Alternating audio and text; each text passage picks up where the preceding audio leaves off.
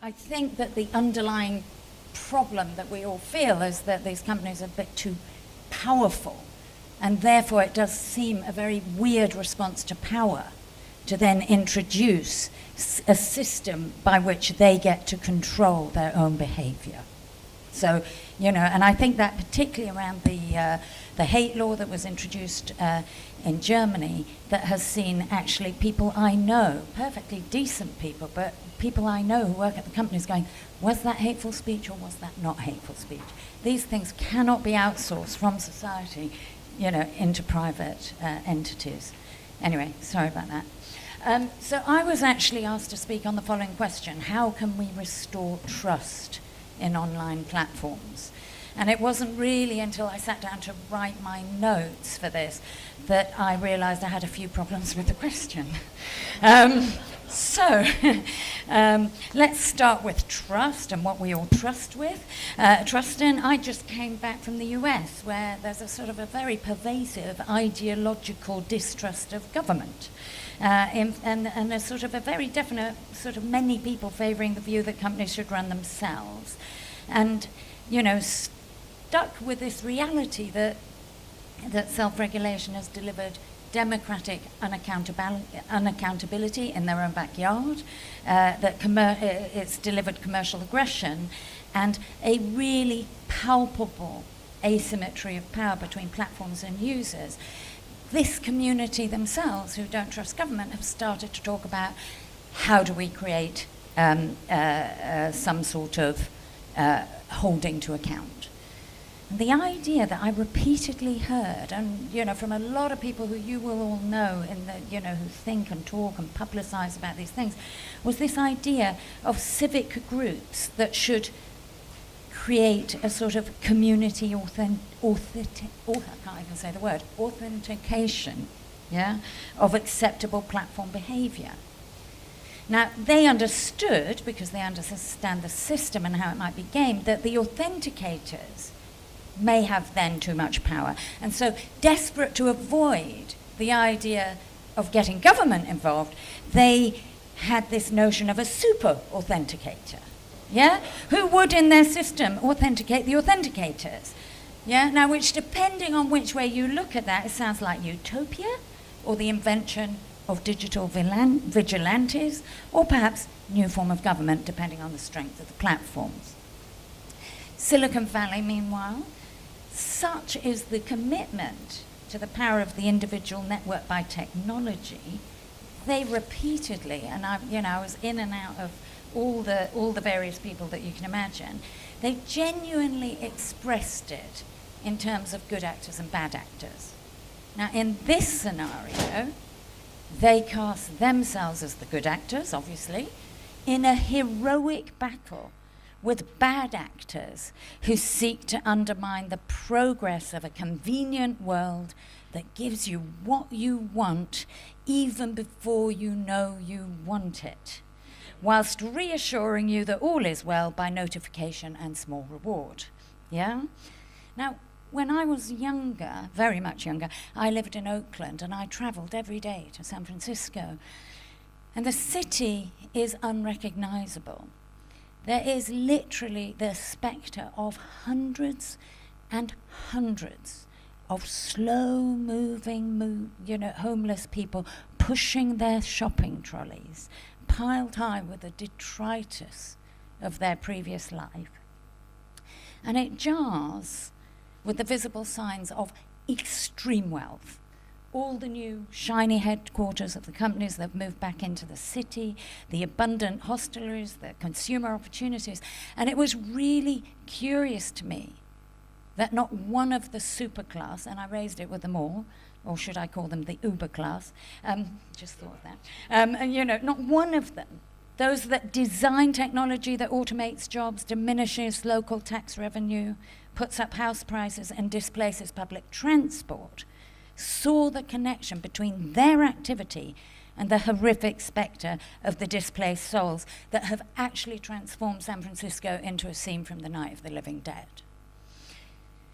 This year, I've also spent quite a lot of time in Africa. In Africa, trust appears to flow most freely on familial, community, and tribal lines. And I was told that if you want to get a message across, it had to be in a real-life Facebook system, from family to family and friends to friends of friends. And I did think it was sort of rather beautifully ironic that in order to get a message over about technology, you had to have a real-life Facebook system.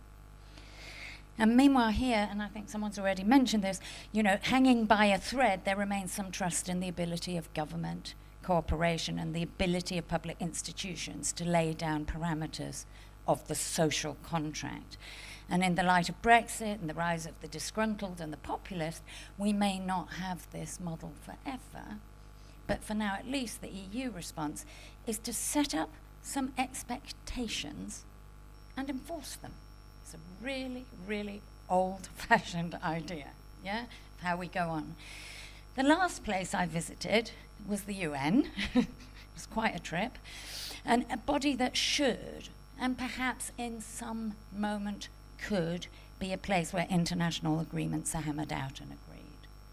But the UN, bogged down by the complexity of back-scratching over different national and regional interests, and poisoned by the belief that private-public partnerships that have allowed lobbying and private interests to dominate whole subject areas, has failed to tackle almost every ill. And I'm sure you've all got your own list, but from Syria to mass migration, failure to uphold international law, or adequately respond to fundamentalism of every sort, you know, and I think very few of us would be prepared to put this issue at their door, which leaves us with the commercial sector, where, and I think it was really brilliantly said by some of the panelists, but, you know, from drug companies to retailers, supplier of government services, financial sector, energy companies, railways, we've really seen the abuse of customers, contracts, price fixing, pension raiding, every sort of ill. And in this area, our response is to greet each new affront with a degree of knowing skepticism and then regulate. We do not expect them to behave well without basic rules. Trust is something that if they do get from us, they earn on top of basic behavior that is instituted by society. Now, this is by necessity personal, and it's a rather subjective and incomplete account. But the reason that I wanted to take that long road to challenging the question is that the question is not adequate. How can we restore trust in online platforms really requires us to ask, when did we trust them? Why would we trust them? And anyway, what is a platform? So for me, this is the heart of the problem. Trust is a subjective concept. Trusting institutions of any variety is cultural and ideological, you know. And sorry, I've already said it. And first, you must ask who are they, right? So if we go back a bit and say that the military and academic labs where the web originated were home to groups of skilled and active participants of an open web, who saw the potential of a decentralized network of computers as liberatory and democratizing, that they understood this as a physical network. They were academics, computer scientists, and they were bound by cables and not commerce. Not commerce. Yeah? They did not consider themselves publishers. They actively fought for the right not to be responsible for the content of others. Now, I think we would all agree in this room that some of that sort of utopian promise of making information instantaneously available, connecting people across time zones, mapping human DNA, etc., has come true, and we are the beneficiaries of it. But what nobody anticipated then was how rapidly it would become highly commercialized.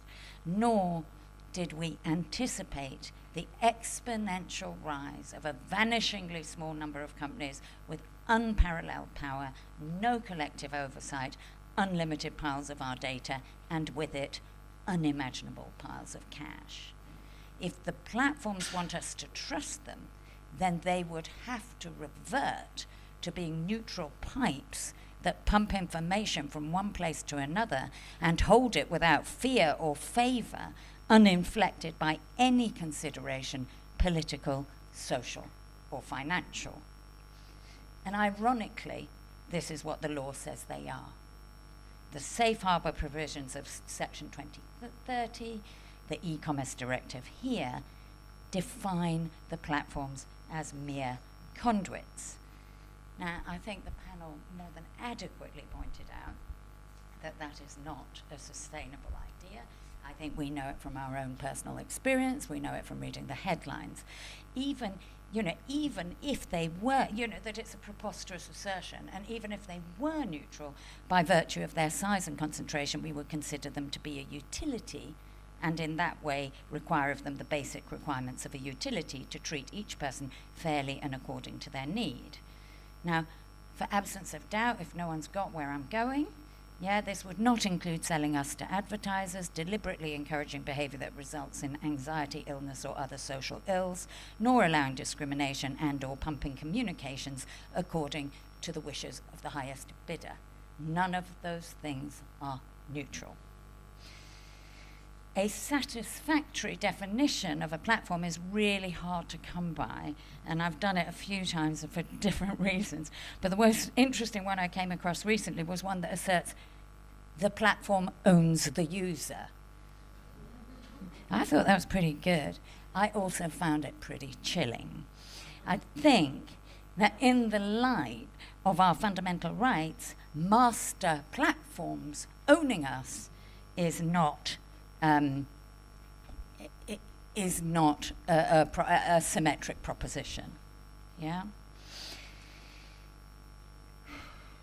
And actually, and I was going to say, the master platforms, and I think, again, this point was made well before, but just to reiterate it, so there's the master platforms, who enjoy who host a myriad of services, but there are others who benefit from this platform designation, who are in fact, and more appropriately could be called, transport companies, hoteliers, delivery companies, retailers, publishers, broadcast pornographers, or some other totally recognizable real-world business hiding behind technology, really only to enjoy the competitive advantage of no liability and the tax break, period.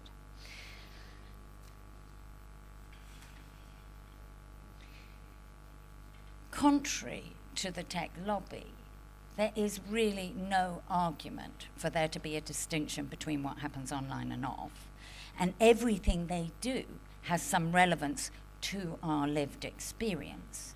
There is no real reason that a Skype or Zoom call should be treated differently from a phone call. A TV program on CBBC should have more requirements on its quality or content than a YouTube video, or that the fire safety of a hotel should be any different from Airbnb, for the simple reason of the user's intent. The human being who's making the call, the child watching the content, or the traveller sleeping in the bed has the same set of needs. That is, to make a call, be entertained in a manner appropriate to their age, and to not die in bed as a result of a fire. So the simplest and most effective way of restoring trust in the platforms is to define them properly and treat their services and businesses on the same skeptical basis that we treat others in their sector.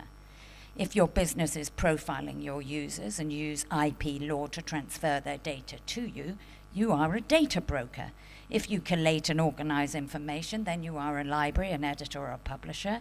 If you privilege one thing over another for any reason, political or commercial, you are not a neutral infrastructure. Which brings me to the business model. No one in this room needs me to explain that services are not free. They have simply replaced trading data for trading cash. And if anyone needs to question who's doing best in the exchange, you can take out your banking app on your phone, check your balance, check the balance of the platforms.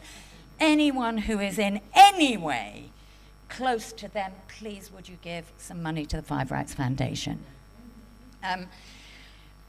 So if we were paid even a modest proportion of the cash value we create, it would profoundly change the distribution of wealth and power. And it might actually end up creating some meaningful choices for each of us how we weigh up the benefit of a free service against the cost of the time we spend creating data and the privacy we give up. And we may also put into the algorithm of our decision the palpable cost to democracy, the veracity of information, and the personal, familial, and social impacts. Because they're costing our kids their mental health, ourselves a voice at the ballot box. In fact, paying for our data may, in fact, act as an incentive for the companies that trade in data to only take the minimum, since it would cost them to acquire it. And finally, on the business model, the insatiable desire for data has fueled worryingly and frankly inhuman and undemocratic set of design norms that deliberately undermine free will. The ubiquitous presence of behavior reinforcement, reward loops, and persuasive design strategies create behaviors that interfere with the rights of users to intentional, that word again, and autonomous use. And they do, as others have said, and the research shows, which I read carefully, they create discrimination, dodgy or partial information, and they reinforce unhealthy habits and addictions in the lives of users. And rather than listing a plethora of ills, I wanted to point out just one, which is the compulsive technology that deliberately extends use has resulted in sleep interruption and deprivation, which in the young at least has reached epidemic proportions. And I was very interested in the news headlines this weekend, because that was someone who I have been trying to persuade for some time that sleeplessness is a harm. But sleep deprivation, as I always think, and I always say it to kids when I visit them at schools, is a form of torture that we use with enemy combatants. And I think we are the enemy combatants of the platform parent companies. And I think you can see this sort of not, absolutely when the CEO of Netflix, and he repeatedly says, he hasn't said it once, he said it many times, and it is a paraphrase because he said it many times, we have no commercial competitors. We only compete with sleep. We have a situation that I'm glad you're disturbed by that. I am disturbed and angry, it tends to go together. We have a situation that the individual metrics by which good is judged has become so narrow that our human experience is denuded. Yeah? By which I mean there's little or no attention paid to the age of user, to their context, to their capacity, or their intention. The norms are set for data gathering and corporate growth, as Max said. Yeah? There's no accountability for the consequences on the planet, on a particular community, or on a person, and absolutely no transparent metrics for promoting some of the other things we might like to see: social harmony, health, sustainability, wealth distribution, gender equality, support for childhood, or any of the other beneficial things that platforms might be asked to measure or contribute to. And I want to make this point again. These are things that we already have in our system. These are arrangements already made. I'm not inventing my Beeban version. These are things that we've signed up to, and we have to fight for continually, and will recede and grow. But there is no reflection of our values at any given time in this context. Meanwhile, proprietary technology that monitors, retains, and often predicts, or indeed promotes our every move, increasingly sits behind the wall of private companies. The same companies that remain, by virtue of their platform status, wholly unaccountable. We do not allow big food to put arsenic in the food, and indeed we fight back on salt, sugar, trans fats labelling food miles. Ditto pharma, ditto transport, and this weekend we even saw the Big Four accountants being referred to Competition and Markets Authority. In each of these and in every other case, we take the view that at the very minimum, a sector and an individual service within that sector must meet accepted standards, uphold national and international laws and agreements, be safe and non-discriminatory to the user and to the community in which it's doing business. Why not the platforms? Until they are called what they do, and we have mechanisms to determine if they are doing it to the satisfaction of society, we cannot and should not trust them, which leads me sort of right the way back to the beginning, which is there are different emphases, different cultural contexts about in what and in whom trust should be placed. But the slow progress, the slow road to progress that was the purported aim of the second half of the 20th century has lost its way in a globalization project that has seen a concentration of capital in ever fewer hands, with little corresponding investment in the communities from which that benefit has been derived.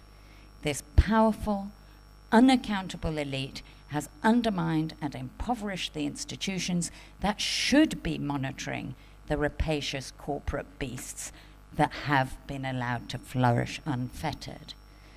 And at the core of this problem is the veracity and control of information that is central to the outcome of our collective life. But we have nothing between a platform's power to manipulate information and a corporate status that allows them to avoid their societal responsibilities, including the insistence that by any subjective or objective measure that they are far from neutral. So I do acknowledge this is somewhat depressing analysis, and so I did want to finish by saying something actually about the fight back. As someone who has tried to institute change, who's tried to live up to my own expectations of them by suggesting that society has a role to play and we as parliamentarians have a role to play, I went to see not only the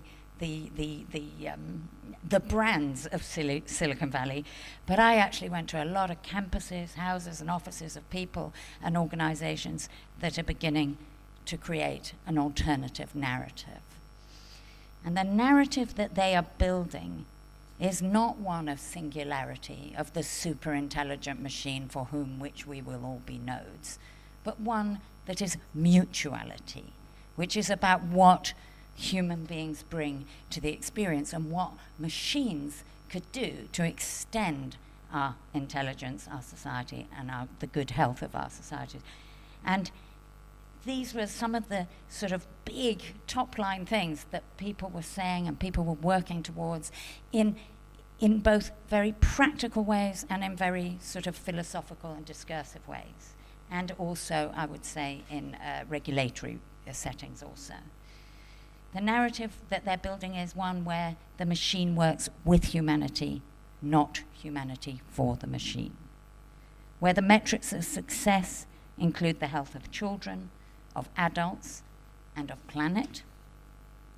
Where the vision of an open internet means detoxifying the algorithms that privilege those with most cash, but actually consider context, capacity, and consequence. Where ethical data practice rather than data piracy is the norm, where sustainability, not growth, is the goal, and where the technical goal is not the attention economy, but engineering human agency.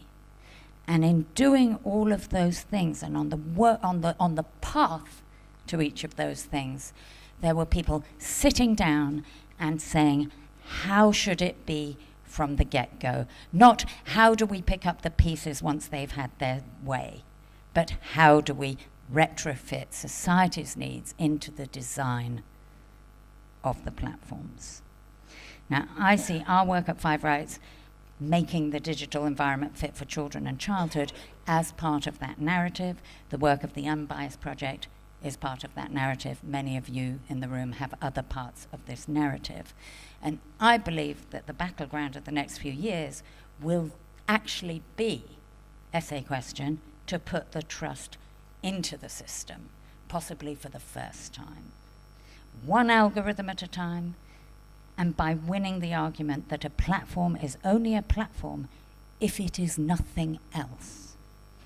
Anything else must exist in some way that is accountable, because whilst technology is neutral, a hammer can be used to knock in a nail or to take your eye out.